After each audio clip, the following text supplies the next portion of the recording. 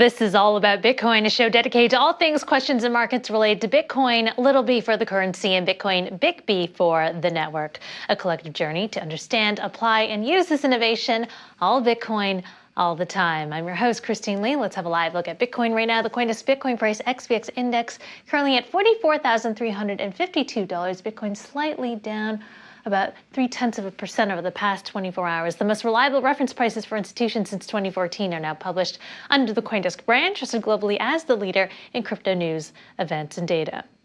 Let's take a look at some of our top financial headlines. The Bank of England's quantitative easing program, which helped prop asset prices after the impact of the coronavirus, was on course to book an over $4 billion loss, according to reports. Meanwhile, in India, the head of the country's central bank once again bashing cryptocurrencies, saying they threaten financial stability and have less value than a tulip, referring to the Dutch tulip bulb market bubble of the 17th century. And in the United States, inflation hitting a 40-year high, with January CPI recording a 7.5% annual gain. Finally, over in El Salvador, ratings agency Fitch downgrading the country's long-term foreign currency issuer default rating to CCC from B negative, weeks after El Salvador starts issuing its Bitcoin bond. Fitch saying the downgrade reflects, quote, heightened risk stemming from increased reliance on short-term debt, limited scope for additional local market financing, uncertain access to additional multilateral funding, and external market financing, giving high borrowing costs. The chart of the day is brought to you by Crypto.com, the world's fastest growing crypto app.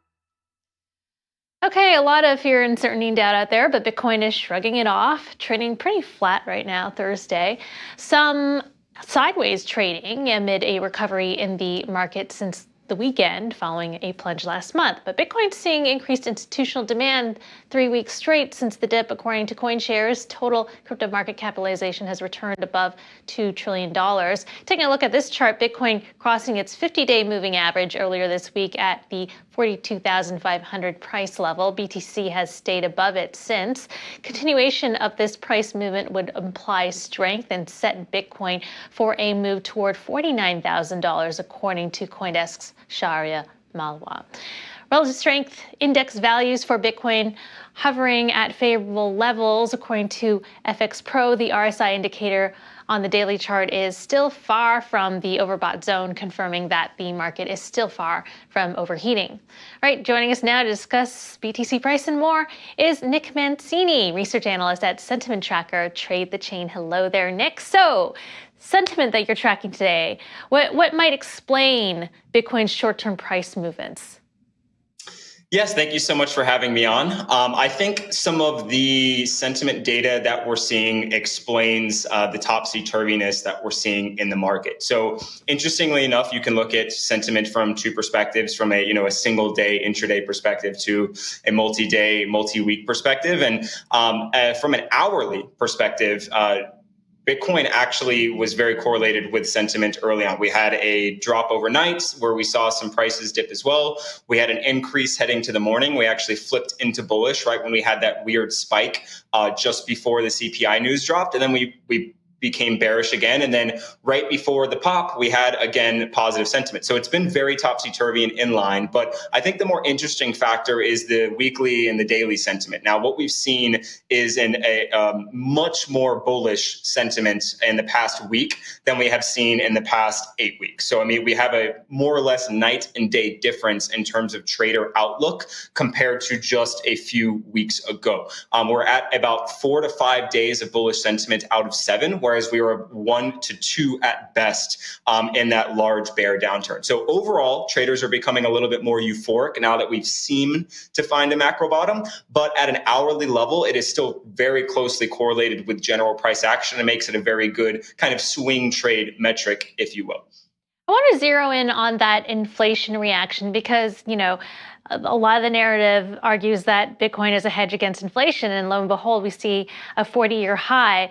Inflation, beyond expectations, 7.5% annual increase, and yet Bitcoin was pretty flat afterwards.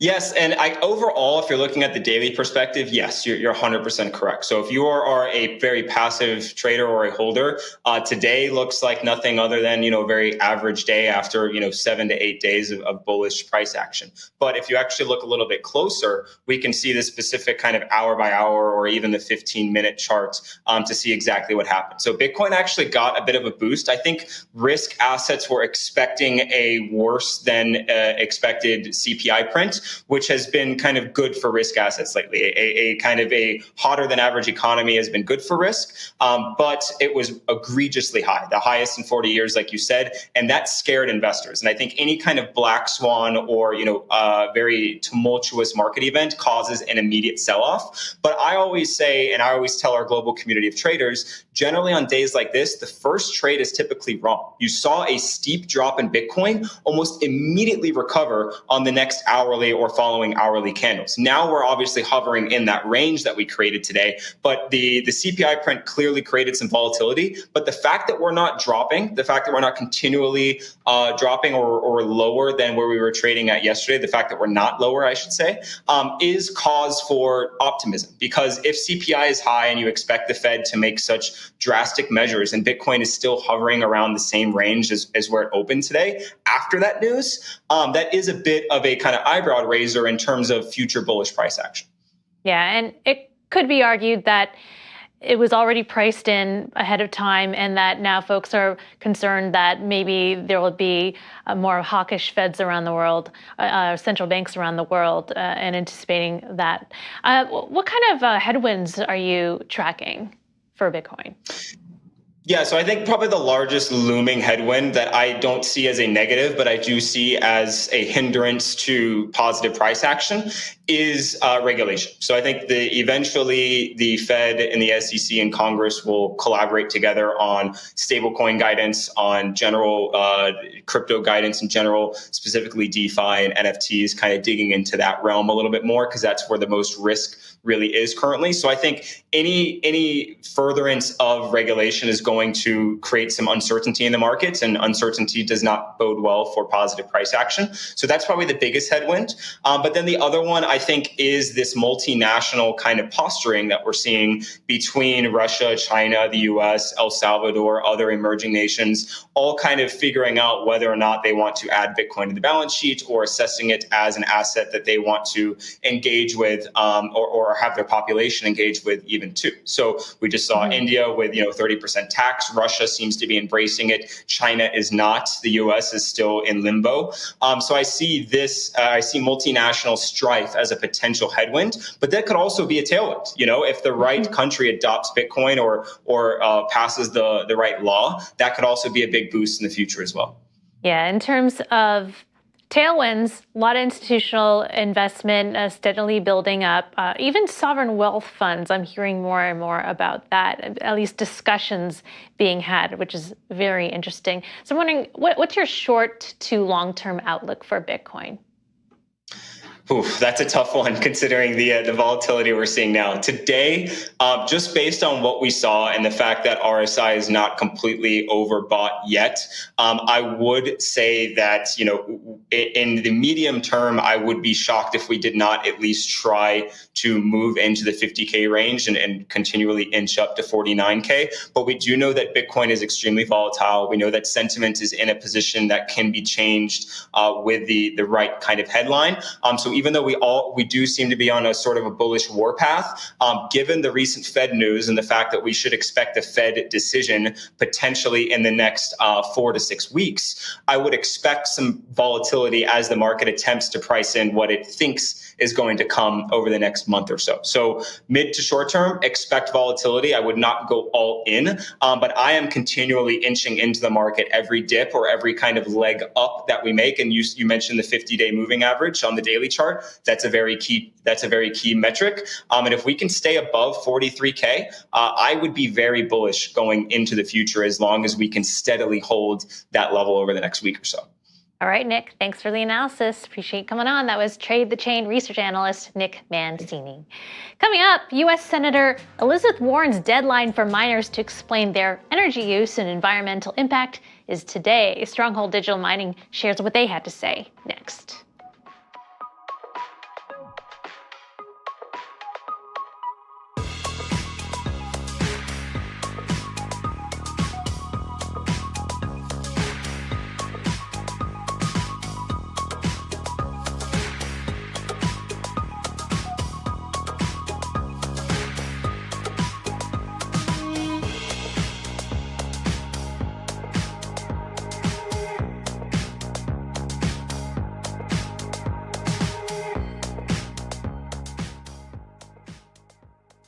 Said by Massachusetts Senator Elizabeth Warren and her colleagues, requesting miners to detail their electricity consumption, scaling plans, agreements with electricity companies, and impact on energy costs for consumers and small businesses.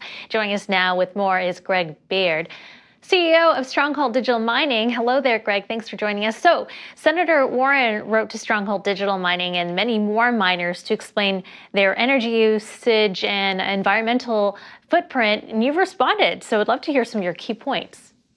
Yeah, sure. Thanks for having me on. I think, first of all, it's a valid question. So, Bitcoin is the largest decentralized computing network in the world, and it's energy intensive. So, it's a fair question to ask, hey, where is that energy coming from?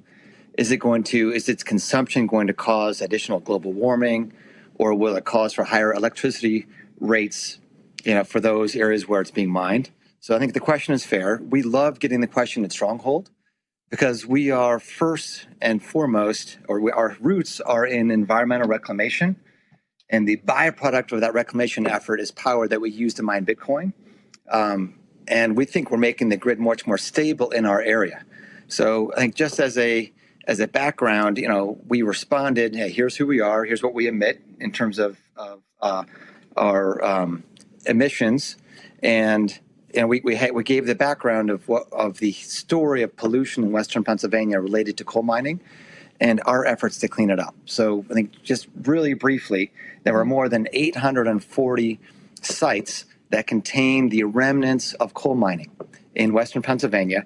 Those piles are contributing to the worst water pollution in the state, and those piles emit toxins even as they lie. So this is not coal that we're burning that was mined for the purpose of making electricity.